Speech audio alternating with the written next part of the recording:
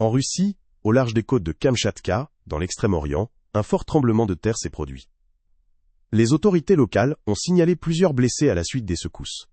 Après le tremblement de terre, nous avons été évacués dans la cour intérieure de l'aéroport.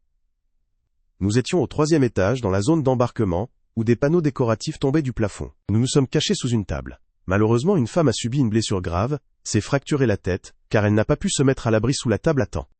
La durée des secousses a été très longue, nous avons beaucoup souffert. Le plus important, les sorties étroites, dont certaines étaient bloquées ou fermées par des banderoles. Le personnel de l'aéroport a placé des chariots pour que nous puissions passer sous les banderoles et les auvents afin d'atteindre le 1er étage et sortir dans la cour intérieure. Actuellement, nous sommes dans la cour intérieure de l'aéroport, il n'y a pas encore d'informations. L'atmosphère est tendue, tout le monde attend des nouvelles et des instructions supplémentaires. Une partie de la façade de la 15e maternelle s'est effondrée. Heureusement, il n'y avait pas d'enfants dans le bâtiment, personne n'a été blessé, mais des dégâts sont présents. Le tremblement de terre d'aujourd'hui a été une épreuve sérieuse pour nous tous. Ce sont les secousses les plus fortes depuis des décennies, causant des perturbations importantes. Les spécialistes et sismologues font une synthèse des évaluations. La puissance préliminaire du tremblement de terre est estimée entre 7,7 sur l'échelle. Un tremblement de terre d'une magnitude allant jusqu'à 7,9 a été enregistré, après quoi une alerte au tsunami a été déclarée. Il est recommandé à tous de s'éloigner des zones côtières dangereuses. Cela concerne avant tout la plage de Ilaktir.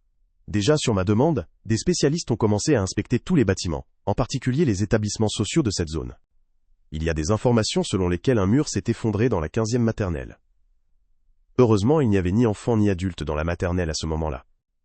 Il n'y a pas de victimes pour l'instant. Des spécialistes, des sauveteurs et des travailleurs de l'éducation se sont déjà rendus sur les lieux pour un examen détaillé. Actuellement, une inspection de tous les établissements sociaux sans exception est en cours. De nombreuses plaintes des habitants ont déjà été reçues, et le parc résidentiel est également vérifié. Là où des fissures menaçant la stabilité des bâtiments seront découvertes, un hébergement temporaire sûr sera assuré pour les sinistrés. La sécurité est maintenant la priorité principale. Nous vivons dans une zone sismique et devons être prêts à de tels événements. Veuillez rester calme et ne faire confiance qu'aux sources d'informations vérifiées. En cas de détection de risque d'effondrement ou de dommages graves à un bâtiment, signalez-le immédiatement au numéro 112 pour que les sauveteurs interviennent rapidement. Des témoins ont capturé le moment où un tsunami a frappé une ville russe après un tremblement de terre au large de la péninsule du Kamtchatka dans l'Extrême-Orient. De puissantes vagues de la côte nord des Kouriles emportent vers l'intérieur des terres des bâtiments et des débris. La ligne côtière est complètement submergée, causant de graves destructions et un danger pour les habitants de la région. Un fort tremblement de terre a provoqué des alertes et des évacuations dans toute la région Pacifique. Plusieurs personnes ont été blessées dans une zone reculée de Russie. La situation reste tendue. La côte est du Japon, touchée en 2011 par un tremblement de terre dévastateur et un tsunami, a de nouveau reçu l'ordre d'évacuation en raison de la menace de nouvelles vagues. Veuillez utiliser l'escalier de secours et monter au-dessus du 4e étage. Ceux qui se trouvent déjà au 4e étage et au-dessus doivent rester sur place, pour éviter tout danger. Après de puissantes secousses souterraines dans la préfecture de Chiba, au sud-est du Japon, 4 baleines ont été rejetées sur la côte. Les habitants locaux ont découvert les pauvres animaux et leur ont porté secours. D'énormes vagues ont atteint la côte de Hokkaido au Japon après un tremblement de terre au large des côtes du Kamtchatka. Les habitants se préparent aux possibles conséquences supplémentaires de cette catastrophe naturelle. La majeure partie de la côte est du Japon, touchée par la catastrophe de 2011, a reçu l'ordre d'évacuation. L'agence météorologique a relevé le niveau d'alerte. L'agence météorologique japonaise prévoit l'arrivée de vagues pouvant atteindre 3 mètres de hauteur sur de vastes zones côtières. Des alertes sont diffusées pour assurer la sécurité de la population. Ce matin, un tremblement de terre de magnitude 8,7 a eu lieu sur la péninsule du Kamtchatka. Cet événement a entraîné la déclaration d'une alerte au tsunami pour la côte Pacifique. L'alerte au tsunami s'est étendue à toute la région Pacifique, de Hokkaido à la préfecture de Wakayama. Une vague pouvant atteindre 3 mètres est attendue, les habitants se préparent à évacuer. Dans la zone d'alerte, il est nécessaire d'évacuer immédiatement vers des lieux sûrs, des bâtiments spécialement désignés ou des hauteurs. Nous continuons de recevoir des informations sur les victimes et les dégâts. Un puissant tremblement de terre a provoqué un fort tsunami, la vague a atteint Hawaï et se dirige vers le nord de la Californie. Pour cette raison, de nombreux pays ont émis une alerte au tsunami. La plaque nord-américaine ressemble à une éponge, tandis que la plaque pacifique en subduction ressemble à un livre. Les plaques convergent à une vitesse de 7 à 8 cm par an. La plupart du temps, les plaques se coincent à cause du frottement, l'éponge se comprime en changeant de forme.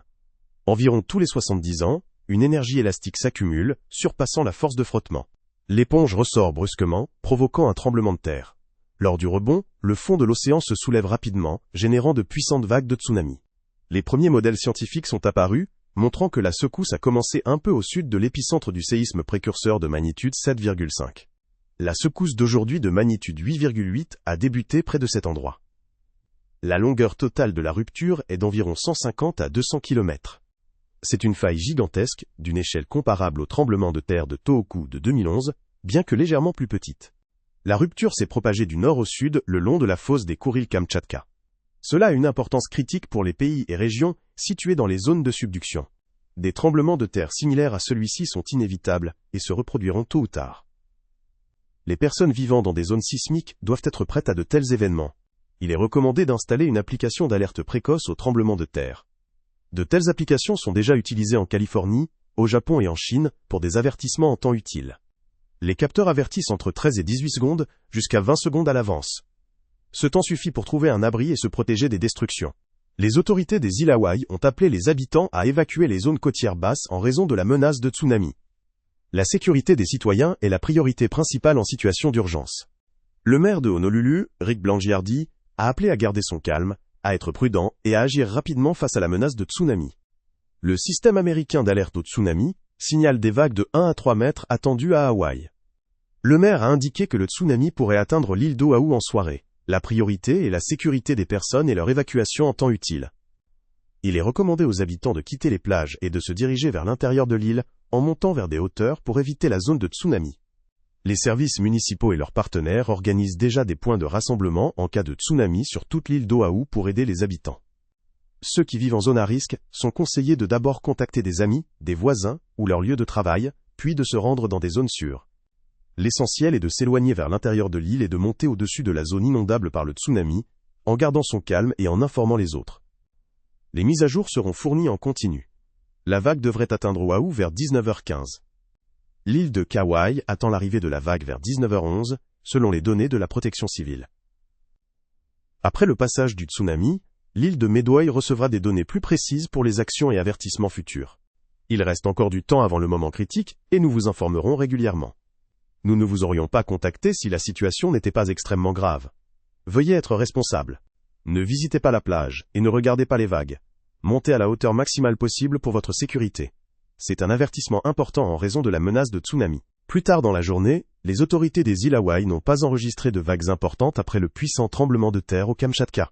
La situation reste sous contrôle et sans détérioration. Bonsoir à tous. Merci pour votre calme et votre prudence. Il n'y a pas encore de vagues capables de causer des dommages sérieux.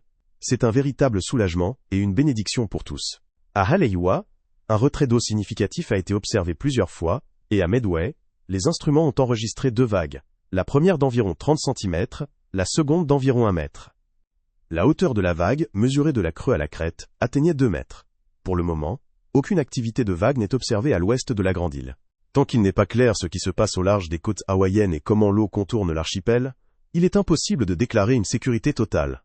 Cela prendra au moins 2 à 3 heures.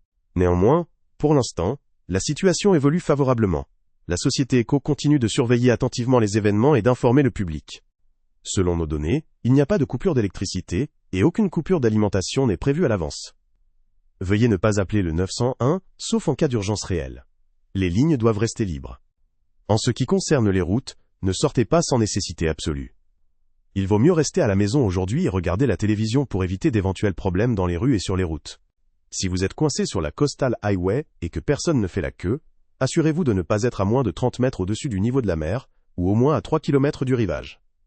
Les aéroports n'ont pas encore été touchés, mais tous les vols vers Maui et SMAI sont annulés aujourd'hui.